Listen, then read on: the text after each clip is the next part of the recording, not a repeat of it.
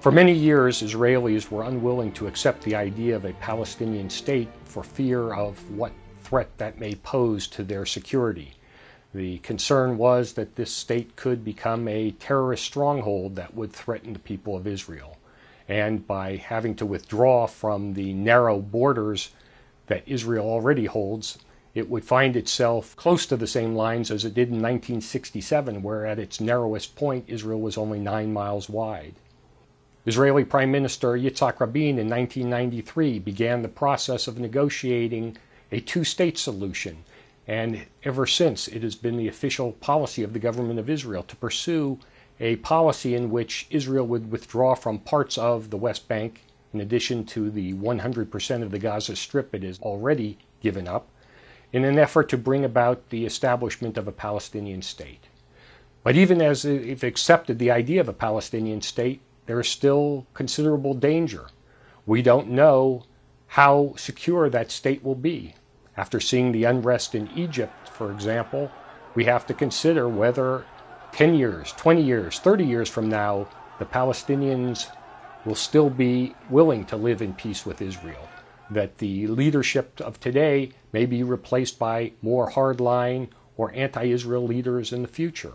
And once Israel has withdrawn from the territory of the West Bank, it will once again find much of its population within the range of Katyusha rockets and more sophisticated weapons. Roughly 80% of the population is within the range of even unsophisticated weapons that the Palestinians already have in their possession. Imagine, for example, the first time a Qassam rocket was fired at Ben Gurion Airport. How many international airliners would be willing to fly to Ben Gurion? How many people would be willing to fly to Israel? This is the kind of danger that Israel has to take into consideration before making any agreement. And even after a peace agreement is signed, and if the Palestinians decide that they will not engage in terror and they will accept Israel's right to exist, Israel will have to be prepared for other contingencies in the future. Another threat posed by a Palestinian state is the possibility of a takeover by radical Islamic forces. Hamas took over the Gaza Strip from Fatah, and it's possible that Hamas could also take over the West Bank, if not in the short term, perhaps in the long run. Then Israel would have a terrorist base dedicated to its destruction on its borders.